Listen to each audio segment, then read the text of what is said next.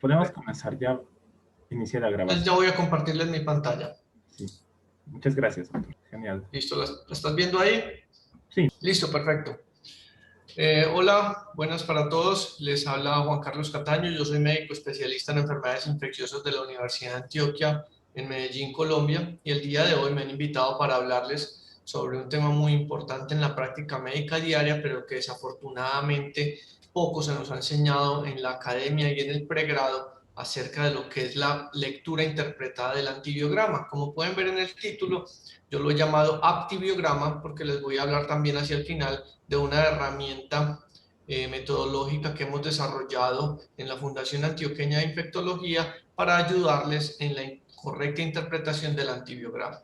Sin más preámbulo, entonces empecemos aclarando que a todos en las diferentes universidades y en el pregrado nos enseñaron desde muy temprano a interpretar este tipo de gráficas. Un electrocardiograma nos enseñaron a que correspondía a la onda P, el complejo QRS, la onda T, pero no nos enseñaron a interpretar esto, que es un antibiograma de cualquier bacteria, en este caso de una enterobacteria, en donde simplemente se nos enseñó a que si dice S, pues significa que es sensible, que ese antibiótico está bien, y que si dice R, pues la bacteria es resistente y que por ende no debemos utilizar ese antibiótico. Sin embargo, la interpretación del antibiograma va un poco más allá y uno de los aspectos más importantes que debemos tener en cuenta a la hora de interpretar esta herramienta es la concentración inhibitoria mínima, es decir, aquella concentración de antibiótico que logra en la mayoría de las veces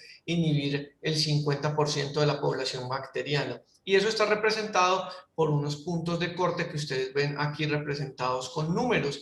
Cada antibiótico tiene un punto de corte diferente y estos puntos de corte no son comparables unos de otros. Por ejemplo, si ustedes miran rifampicina y vancomicina, no significa que porque rifampicina sea menor o igual a 1 es más sensible que vancomicina por ser menor o igual a 2. Estos parámetros no son comparables y son independientes, solamente están establecidos para el antibiótico que llevan a un lado.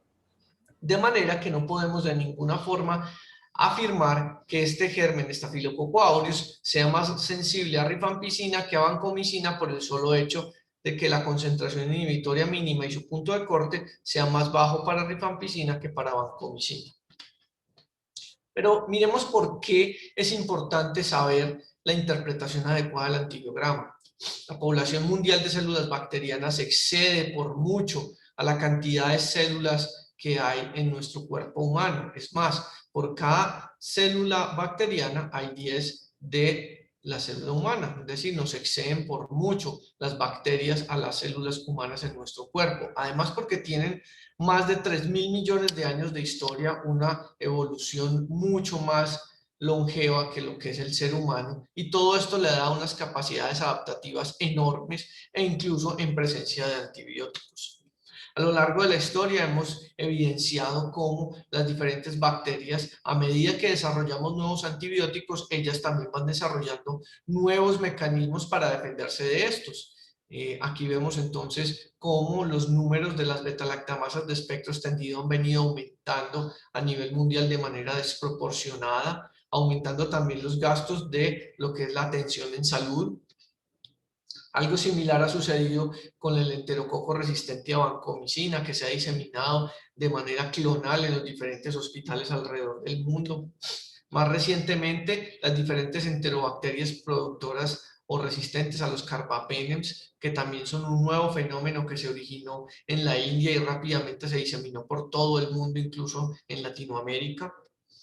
Y más recientemente también el descubrimiento de las nuevas cepas de Neisseria gonorrea resistentes a casi todos los antibióticos y únicamente tratables con carbapenems, lo cual era totalmente una defecio en el siglo pasado, donde se podrían fácilmente tratar estos episodios con penicilina, y hoy en día estamos necesitando de medicamentos muy avanzados y con un alto impacto, no solo biológico, sino económico, como es el caso de los carbapenems. Miremos entonces cuáles son nuestras nuevas superbacterias. Aquí vemos un cultivo de hueso en un paciente con osteomielitis crónica, en donde vemos una pseudomonas aeruginosa prácticamente resistente a todo lo que hay en el panel. Aquí es muy fácil la interpretación. Básicamente este paciente no tiene un tratamiento posible en este momento y lo que requiere es una amputación, que si se trata pues de un dedo del pie no habrá mucho problema, pero si estamos hablando de la cadera o del fémur, pues estamos hablando de un hueso que puede comprometer claramente lo que es su calidad de vida. Y quisiera uno entonces que apareciera este señor con un medicamento, con una inyección mágica que nos ayudara a solucionar este problema, pero desafortunadamente en la mayoría de los casos esto no es posible. El impacto del uso indiscriminado de antibióticos es a nivel global. En todos nuestros países en Latinoamérica hemos visto lo que ha venido sucediendo con cada una de estas prescripciones y este estudio del 2010 nos muestra cómo el impacto de una sola dosis de antibiótico puede llegar a ser tan significativo hasta un año después, tanto en casos de infección urinaria como en infecciones respiratorias agudas. Las diferentes dosis de antibióticos que se le administran a los pacientes tienen un impacto en su flora que va hasta un año después de haber concluido la toma del antibiótico. Más aún, debemos tener en cuenta que muchos pacientes empiezan a ser resistentes aunque no hayan recibido antibióticos, y es así como vemos pacientes jóvenes que nunca habían recibido antibiótico para ninguna enfermedad en los últimos años, les da apendicitis, perdón, y aparece entonces una apendicitis con una beta-lactamasa de espectro extendido o con un enterococo resistente a vancomicina, y se pregunta uno de dónde salió esta bacteria si este paciente no había sido ingresado a una clínica, a un hospital y no había recibido antibiótico en los últimos años. Pues resulta que en la agricultura y también en la medicina de animales se utilizan muchos antibióticos, no solamente para evitar que los sembradíos y que las aves enfermen, sino también para aumentar su productividad. En estos casos, pequeñas trazas de esos antibióticos quedan en los restos de la carne de estos animales y también en restos de estas hortalizas mismas que nosotros consumimos, perdón, y por tanto estamos consumiendo pequeñas trazas de esos antibióticos que llegan directamente a nuestro tracto gastrointestinal, facilitando entonces la selección de cepas resistentes que en un momento dado, en caso de una diverticulitis, de una apendicitis, de una perforación intestinal, pues van a causar selección de cepas resistentes y posteriormente complicaciones relacionadas con la resistencia. Entonces, para ilustrar el problema, les quiero poner un caso clínico. Se trata de una mujer diabética de 61 años, quien viene presentando infecciones urinarias a repetición.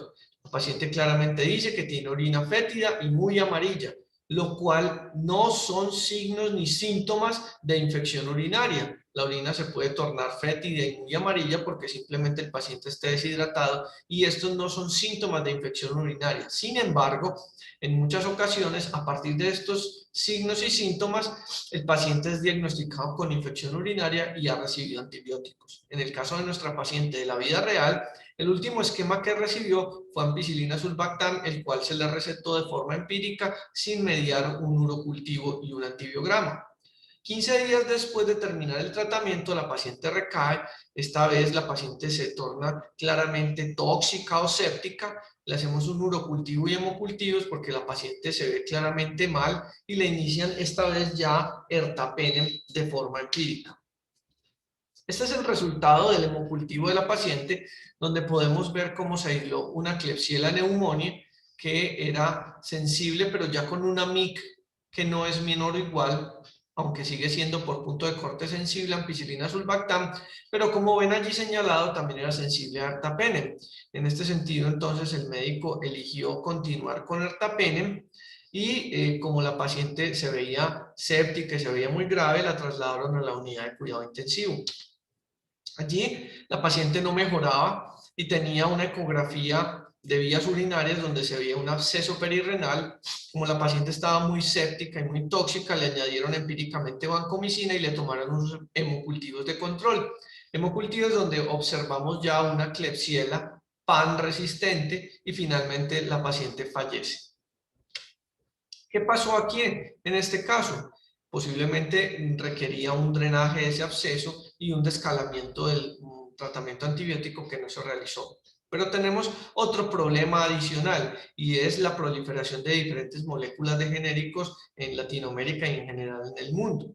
Aquí tenemos un estudio que nosotros realizamos en la Universidad de Antioquia, en Medellín, Colombia, hace ya algunos años, en donde comparamos la efectividad de un genérico frente al original de vancomicina en un modelo de infección del muslo en un ratón. Lo que se veía aquí es que lo que ven aquí en la línea roja es el compuesto genérico y vean que ni siquiera alcanza el punto de bacteriostasis, mientras que el original, que es la curva de color negro, alcanza no solo la bacteriostasis, sino que alcanza a matar casi 2 logaritmos más de la bacteria en cuestión, demostrando claras diferencias en lo que tiene que ver con la efectividad del tratamiento original versus el genérico en un modelo animal, o sea, en un modelo de un ser vivo, que es muy diferente a las comparaciones que uno puede encontrar cuando aborda el problema desde el punto de vista meramente in vitro, en donde in vitro el genérico y el original no mostraron ningún tipo de diferencia. Pero cuando ya se lo aplicas a un ser vivo, en donde debes tener en cuenta parámetros de farmacocinética y farmacodinámica de antibióticos, vemos estas claras diferencias que en un paciente en la vida real pueden ser la diferencia entre la vida y la muerte. Entonces, en la lectura interpretada del antibiograma, lo que estás analizando es un fenotipo que finalmente predice el mecanismo subyacente que está expresando la bacteria para defenderse de un antibiótico o de un medio en particular, y te establece la probabilidad de tener éxito o fracaso terapéutico ya en la vida real. ¿Qué se necesita para interpretar un antibiograma? Primero, que te identifiquen el microorganismo a nivel de género y especie. No me sirve que me digan Enterococcus, no me sirve que me digan Staphylococcus. Necesito que me digan Staphylococcus aureus, que me digan Enterococcus fecalis, que me digan Pseudomonas aeruginosa, que me digan Pseudomonas pútida. Es decir, que me digan género y especie. Que además me hagan un análisis del fenotipo. Entonces estamos hablando de las S de susceptibilidad o las R de resistencia. Que hayan estudios de combinaciones con inhibidores, estamos hablando entonces de ampicilina sulbactam, de piperacilina tazobactam y más recientemente también de ceftazidima avibactam. Necesitamos un método automatizado que nos dé una concentración inhibitoria mínima, lo que conocemos comúnmente como la MIC o la SIM, para saber exactamente qué tan sensible es la bacteria frente a un antibiótico en particular, y siempre tengan en cuenta la epidemiología local. Local no me refiero particularmente a Perú, a Colombia, a Arequipa o a un lugar en particular. No, la epidemiología local de su propio hospital, la epidemiología local de su propia unidad de cuidado intensivo, porque todos ellos se comportan diferente. Los métodos de estudio de sensibilidad han variado a lo largo del mundo. En la parte superior izquierda ven lo que llamamos un disco de difusión o que es conocido como el Kirby-Bauer, en donde se aplica una concentración estándar del antibiótico representada en esos discos blancos que ven ahí y que se aplican sobre un agar de Petri con la bacteria que vamos a probar, en donde está representado más o menos 10 a la 5 unidades formadoras de colonias de esa bacteria. Y vemos diferentes halos de inhibición, esos círculos oscuros que se ven ahí, que nos determina de acuerdo a la medida en milímetros si la bacteria es sensible o resistente. Más recientemente hemos utilizado las medidas de gradiente de antibióticos como un Kirby-Bauer modificado que se llama el E-Test, y porque nos describe una elipse en una banda de antibiótico que tiene diferentes concentraciones y que nos puede dar una medida muy acertada de lo que se trata la concentración inhibitoria mínima de esa bacteria frente a ese antibiótico. Ya más recientemente aparecen entonces en equipos de investigación, sobre todo equipos de microdilución en caldo, y más recientemente también ya los métodos automatizados, de los cuales hay varios. El que les muestro aquí es el Vitek de Biomerie, pero también están Microscan y Phoenix y otros. Lo que hacen es todo este proceso que antes hacíamos de manera manual, ahora ellos lo hacen de manera automatizada y nos entregan un resultado muy fidedigno de la MIC del germen con su identificación en género y especie. Entonces, lo que es el fenotipo en la lectura interpretada es muy importante porque cuando es susceptible se supone que a las dosis usuales del antibiótico el desenlace clínico va a ser favorable. Hay una categoría que llamamos intermedio y es en donde el antibiótico es susceptible pero ha perdido algo de actividad frente a esa bacteria y es donde necesitamos utilizar dosis máximas o incluso dosis tóxicas para poder matar la bacteria, y va a depender también mucho del sitio donde esté la infección. Si es un sitio tan difícil de alcanzar como el hueso, la próstata o el sistema nervioso central, uno no quiere tener que utilizar un antibiótico que aparezca intermedio porque es probable que la infección nunca se cure. Y finalmente, el fenotipo resistente, que es donde nos indica que a pesar de las dosis y el antibiótico que utilicemos, pues el éxito no se va a poder alcanzar. Entonces, ¿qué es la concentración inhibitoria mínima?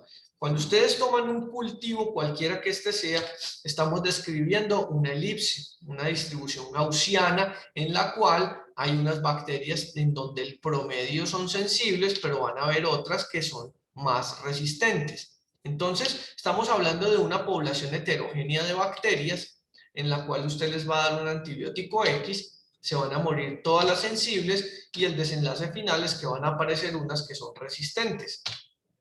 Esto en términos prácticos, ¿en qué se traduce? En que usted arrancó con una curva en donde el promedio de la población era sensible, pero posteriormente el uso del antibiótico mató todas las sensibles y dejó las resistentes, facilitando entonces que la curva se desplace hacia la derecha y que ahora usted tenga una recaída de la infección por un germen que mágicamente se seleccionó, no se volvió, sino que se seleccionó resistente al antibiótico que usted está utilizando. Otro aspecto importante en la lectura del antibiograma es el efecto inóculo, porque miren cómo a la izquierda estamos viendo esa caja de Petri con un Kirby-Bauer en donde usted puede retar una concentración estándar del antibiótico representada en esas pastillitas blancas frente a un inóculo estándar de la bacteria, que para este caso es 10 a la 5, porque es lo que le cabe a una cajita de Petri en promedio, mientras que en la vida real usted está viendo allí un absceso perinefrítico de la paciente del ejemplo que les ponía al principio, en donde ustedes ven 10 a la 15 unidades formadoras de colonia en ese riñón que no pudo ser drenado y que finalmente llevó a la muerte de la paciente. Por eso es que aunque usted utilice una dosis excesiva del antibiótico, casi tóxica, usted no va a poder curar a ese paciente porque por mucho la dosis del antibiótico no alcanza a superar la capacidad que tiene ese absceso y las 10 a 15 unidades formadoras de colonia de bacterias que hay dentro de ellas para superar la capacidad que tienen de resistir la actividad del antibiótico. Por eso es muy importante que siempre que haya abscesos o colecciones hay que drenarlas para que disminuya el inóculo a un nivel tal que permita que el antibiótico pueda llevar a la feliz curación del fenómeno infeccioso. Ahora sí, vamos a entrar en materia. ¿Cuáles son las preguntas claves que usted se debe generar cuando va a tratar una enfermedad infecciosa? Lo primero es a quién vamos a tratar. No es lo mismo tratar una infección en un anciano que en un paciente joven o que en un niño. En el anciano vamos a ver fenómenos de inmunosenescencia que hacen que el sistema inmunológico no actúe bien y que no se genere una buena ayuda a la terapia antibiótica por parte del sistema inmunológico. Además, los tratamientos orales en los pacientes muy ancianos o en aquellos que consumen crónicamente inhibidores de bomba de protones, pues no va a ser ideal y las concentraciones que se alcanzan del antibiótico oral en el sitio de la infección claramente se van a ver disminuidas por estos aspectos. Además, debemos tener en cuenta a quién vamos a tratar en términos de las diferencias que pueden haber en la función renal, en los niveles de albúmina, en la función hepática y otras comorbilidades importantes en cada paciente. Debemos tener en cuenta de dónde proviene la infección que vamos a tratar, porque eso en el antibiograma no queda establecido y no hay manera de establecer esto, al menos hasta ahora.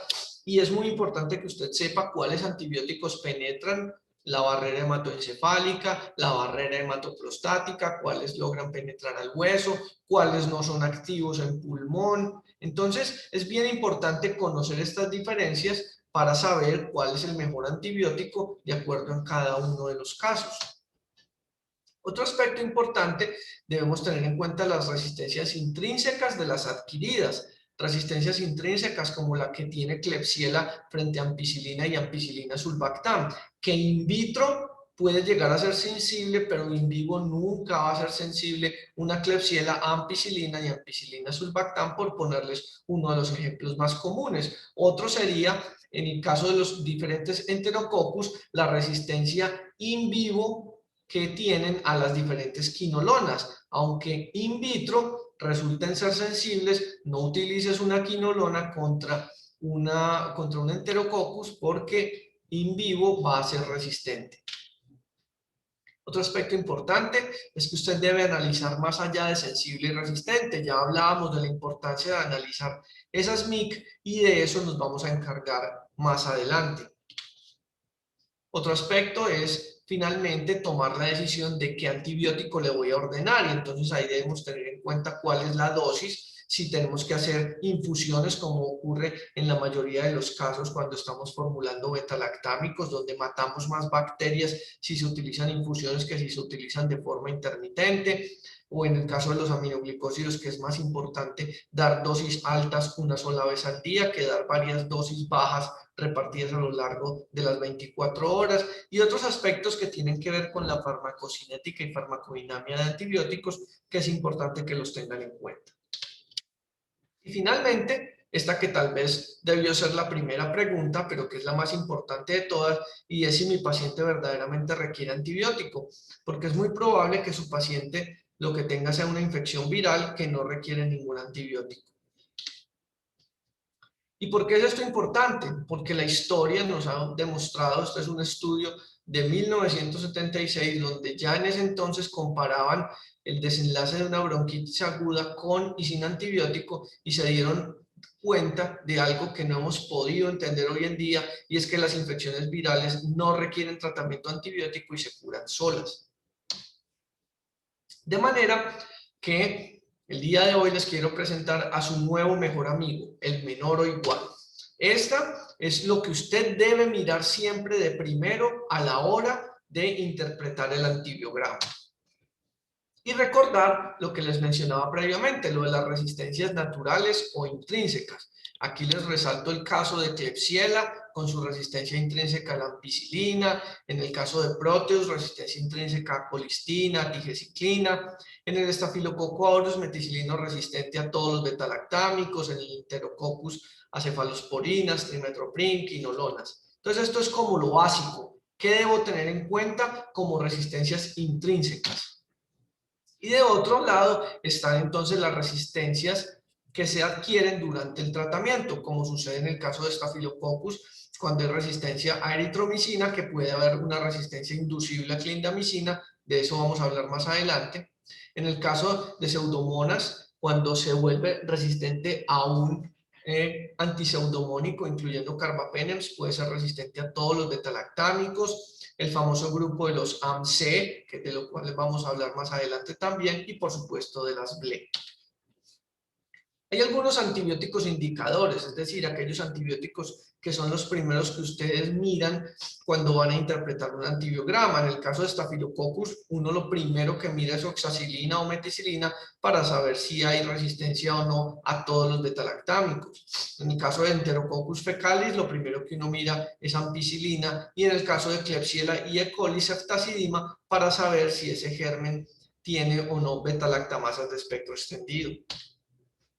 Empecemos entonces hablando de Staphylococcus aureus, que como decíamos su antibiótico indicador es oxacilina, para diferenciarlo del estafilococo sensible o del estafilococo resistente. Aquí vemos un antibiograma en el cual tenemos un estafilococo sensible, pero miren cómo la MIC de ese germen no es menor o igual, es un número entero, en este caso 0.5. ¿Qué significa esto? Lo que está sucediendo es que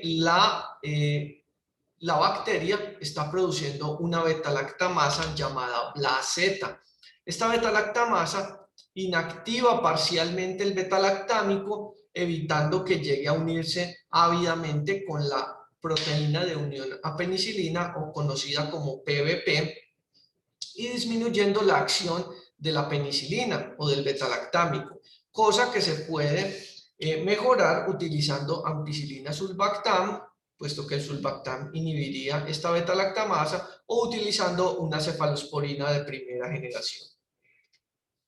Pero miren aquí este caso ya de una oxacilina resistente.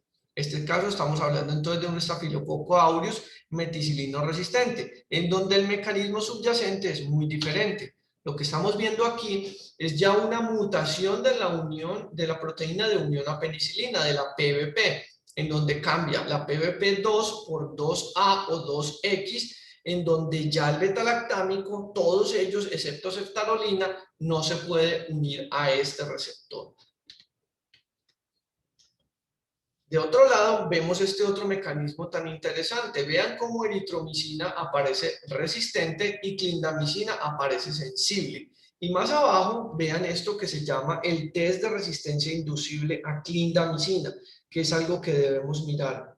Lo que estamos viendo aquí es el test de resistencia a clindamicina, conocido como el D-test. Lo que ven en el lado de la izquierda es un D-test positivo. Como ustedes pueden ver, la eritromicina que está representada ahí por una E aparece resistente, puesto que no hay un halo de inhibición. A 2 centímetros se pone un disco con clindamicina y vemos cómo hay un claro halo de inhibición que se achata en forma de D cuando se aproxima a eritromicina. Esto significa que la eritromicina le indujo resistencia a la clindamicina y por esto no se puede utilizar clindamicina en este caso en particular. De otro lado, la gráfica de la derecha muestra cómo efectivamente la eritromicina es resistente y la clindamicina es sensible y no es inducible a partir de este mecanismo conocido como MLSB, macrólidos glicosánidos y estreptograminas B. Ahora miremos qué pasa con vancomicina. Si ustedes ven aquí por punto de corte, vancomicina aparece sensible, pero tiene una MIC de 1.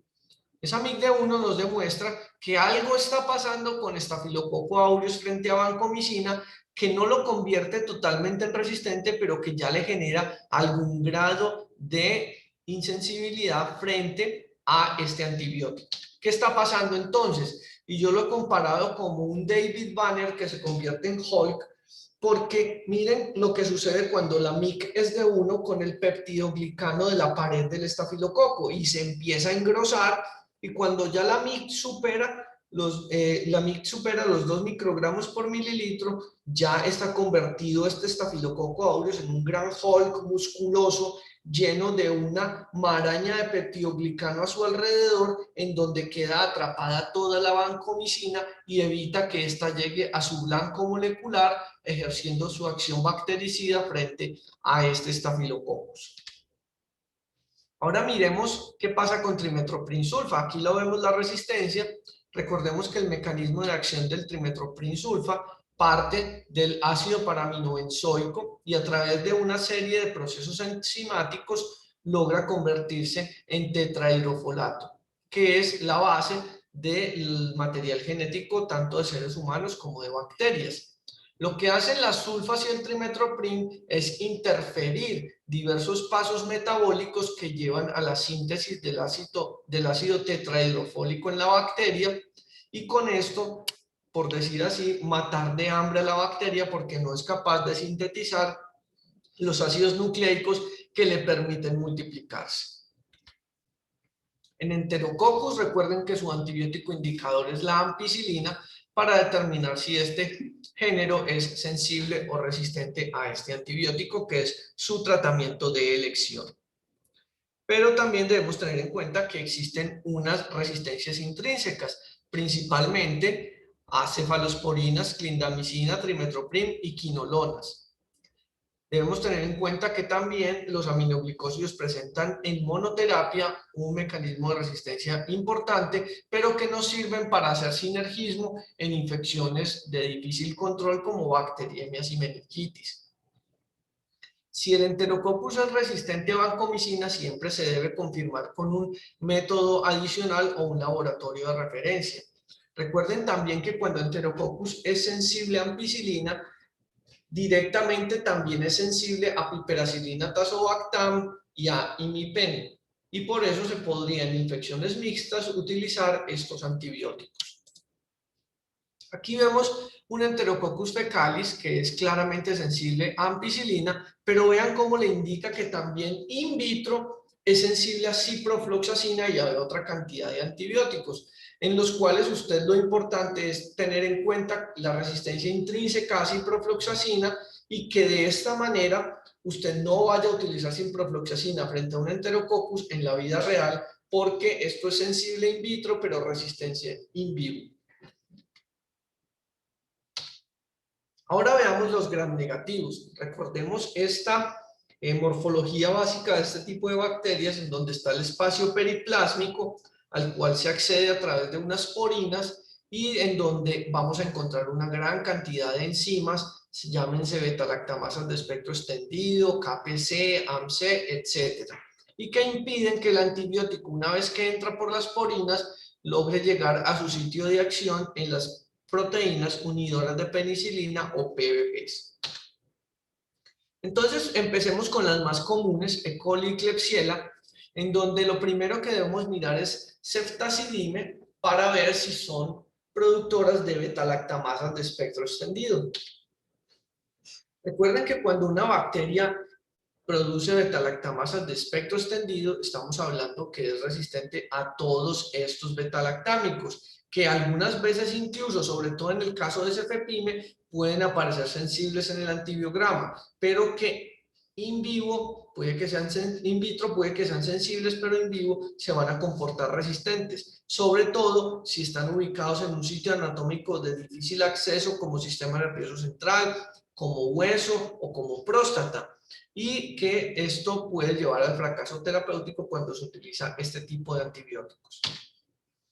Aquí vemos una E. coli o una Klebsiella marcadamente resistentes a las cefalosporinas de tercera y de cuarta, y que también es resistente a piperacillina tazobactam y a streptococcus. Aquí vemos como el test de Blé, que algunos laboratorios lo hacen, claramente nos muestra que es productor de beta-lactamasas de espectro extendido, y en este caso es fácil identificar la Blé. Pero en este otro, usted ve que es sensible a ceftazidima y a cefepime, y que la MIC apenas está aumentando y que no está el menor o igual. En estos casos, lo que usted está encontrando es una beta-lactamasa de espectro extendido, puesto que no se realizó el test de Blé. Entonces, cuando usted ya ve que la bacteria está empezando a producir este aumento en la concentración inhibitoria mínima, no utilice beta-lactámicos porque pueden fallar in vivo durante el tratamiento. En este caso, mejor utilice o un carbapenem o una quinolona, dependiendo del sitio de la infección. Ahora miremos AMC.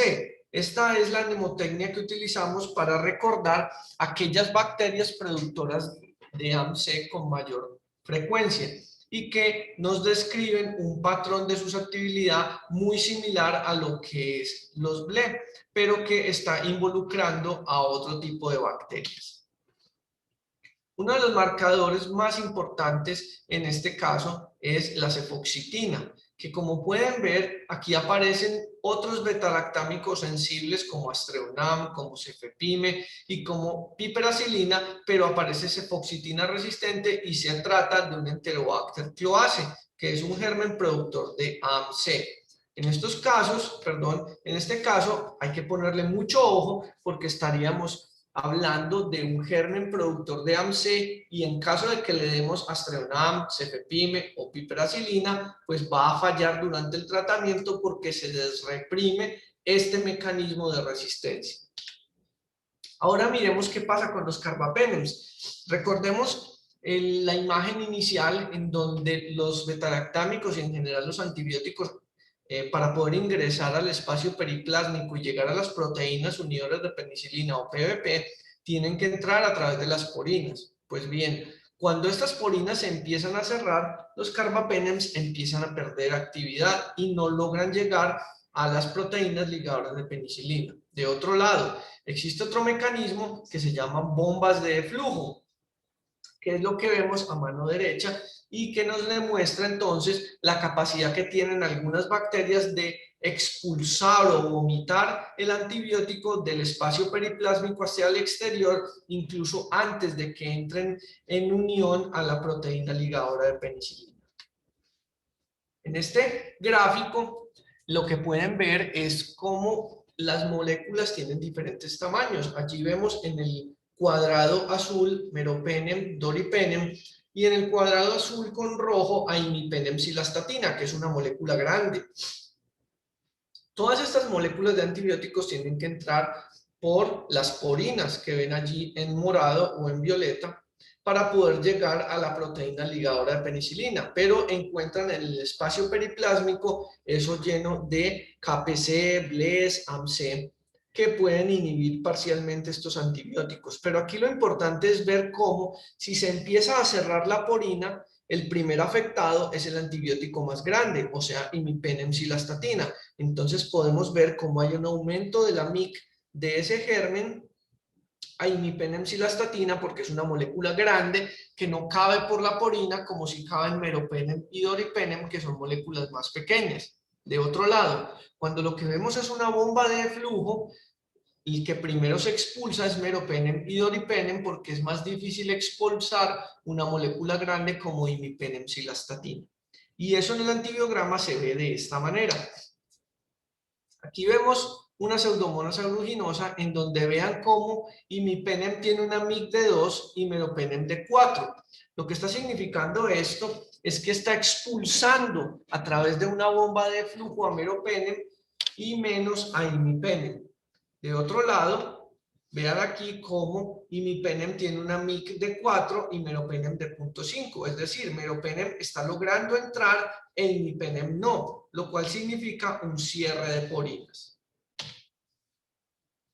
De otro lado, vamos a encontrar bacterias como esta, en donde ya imipenem, meropenem, ertapenem y otros ya son completamente resistentes. Y aquí posiblemente a lo que nos estemos enfrentando es a la presencia de una carbapenemasa.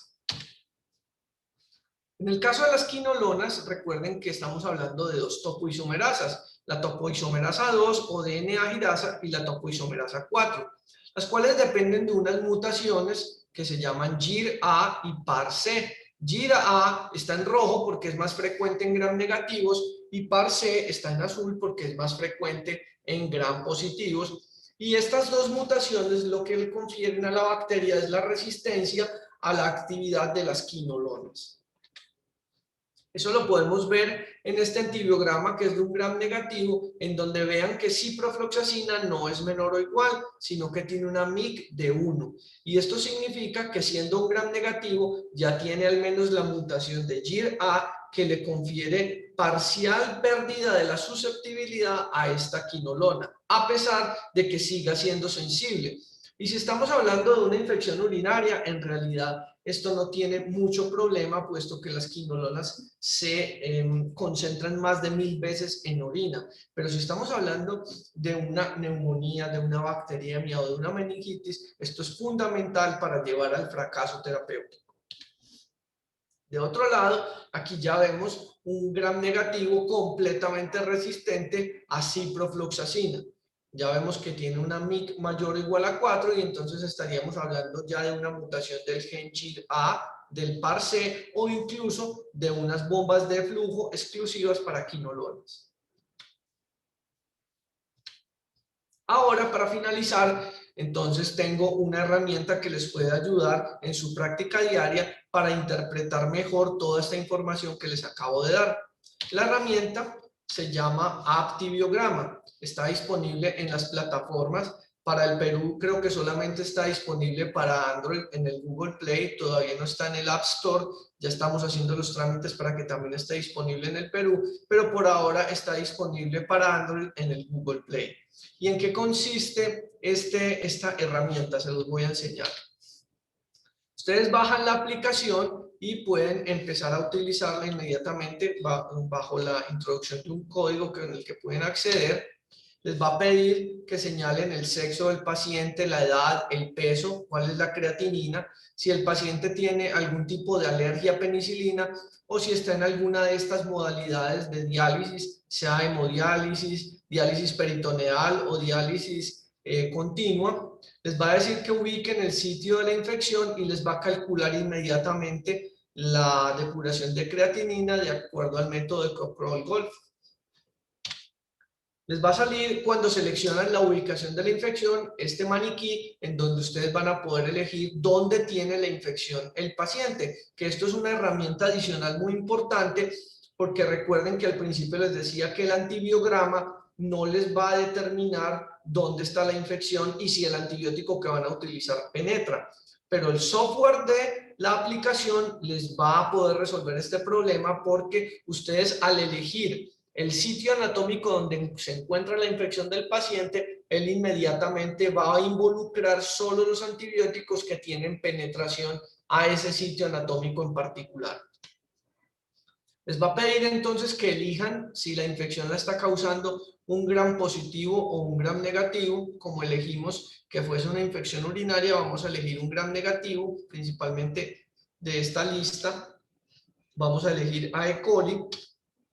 E inmediatamente les arroja este pantallazo en donde por defecto todos los antibióticos que ven en el listado van a ser sensibles.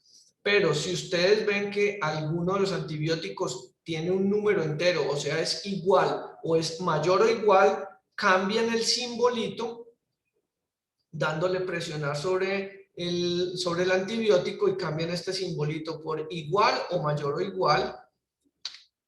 Y también les va a pedir si tienen o no el test de Blé. Si en su laboratorio, en su hospital, no hacen el test de Blé, no hay necesidad. El software, de acuerdo a la información que usted le alimente, le va a dar el dato directamente a la aplicación y no es necesario que haga este test si no lo tiene a disposición. Una cosa muy importante que les quiero resaltar aquí es que no es necesario que introduzcan el número exacto de la MIC. Solamente que cambien el símbolo de menor o igual por igual en los números enteros o por mayor o igual en el caso de resistencia, excepto en el caso de los carbapenems, donde sí es necesario que pongan el número exacto de la MIC. De resto, no necesitan poner ningún número exacto, solamente cambiar el símbolo. Finalmente, usted le da a calcular y él le dice que la bacteria es una E. coli que está en tracto urinario, le va a enseñar cuál es el mecanismo de resistencia que está expresando esa bacteria de acuerdo al análisis de la información que usted alimentó el sistema y le va a dar unas recomendaciones de tratamiento para ese tipo de órgano, ese tipo de germen ajustado a la función renal del paciente de acuerdo a la información que usted le dio al principio. Luego le va a finalizar y va a poder analizar una nueva bacteria. Aquí analicemos, por ejemplo, un Staphylococcus epidermidis, en donde nuevamente por defecto le va a aparecer todo sensible. Aquí ya cambié a eritromicina por resistente, como pueden ver el símbolo cambió de menor o igual a mayor o igual, y con esto le va a usted dar a analizar y le va a decir que tiene que realizar el test de cefoxitin porque también le cambié oxacilina. Luego usted le da el test de cefoxitin y también le va a decir que realice el D-test. Estos test en estos casos sí son necesarios de realizar para poder continuar con el análisis. Finalmente, usted hace el cambio ahí donde dice cefoxitin screen o el test de resistencia a clindamicina, de acuerdo al resultado que le arrojó en el laboratorio, sea negativo o positivo, para que usted pueda completar el análisis y decir que el germen era resistente a eritromicina y que tenía una resistencia inducible a clindamicina mediado por MLSB, y de manera que sus recomendaciones de tratamiento son las que ustedes ven allí, con las dosis ajustadas a la función renal del paciente de acuerdo a la información que usted inicialmente alimentó en el sistema.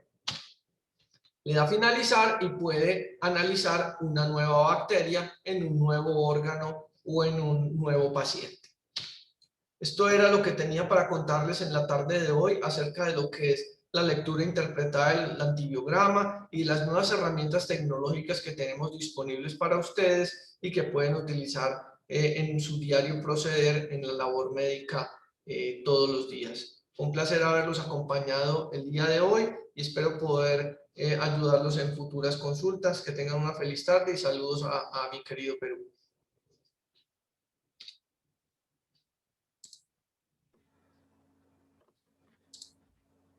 Sí, muchas gracias, doctor Cataño, y gracias también por el saludo al país. Nos ha sido muy grato haberlo tenido como invitado y el tema ha estado bastante bien condensado e introducido porque tenemos oyentes que experimentan un primer acercamiento a lo que es el antibiograma. Entonces esto va a servir de alguna manera para que podamos asentar bien los conceptos, ¿no? Y poder desarrollar una mejor ramificación de conocimiento a futuro. Y me Bueno, sorprendió bastante la aplicación. Me parece que usted mencionó que tuvo un papel, ¿no?, en el desarrollo de la aplicación. sí, esa la desarrollamos con un grupo de colegas aquí en la Fundación Antioqueña de Infectología y básicamente lo que hicimos fue condensar el conocimiento de muchos años trabajando en infectología para poder llevarles una herramienta que sea de fácil uso, de fácil interpretación y que les pueda ayudar en el día a día de la atención de pacientes. Oh, qué genial, sí, siempre es bueno utilizar tecnología para mejorar lo que es el diagnóstico, como usted mismo lo mencionó, más diagnóstico etiológico y menos empírico. Esa es Así es, hermano. una es el paradigma que se va a establecer a futuro, ¿no?, en el siglo XXI. Me parece Así es, hermano. me parece muy genial que usted lo esté comentando. Y bueno, agradecerle de nuevo por la ponencia. Y bueno, chicos, posteriormente estaremos discutiendo las preguntas. Listo, hermano. Quedamos así. Nos vemos en el Instagram. Chao. Gracias, doctor.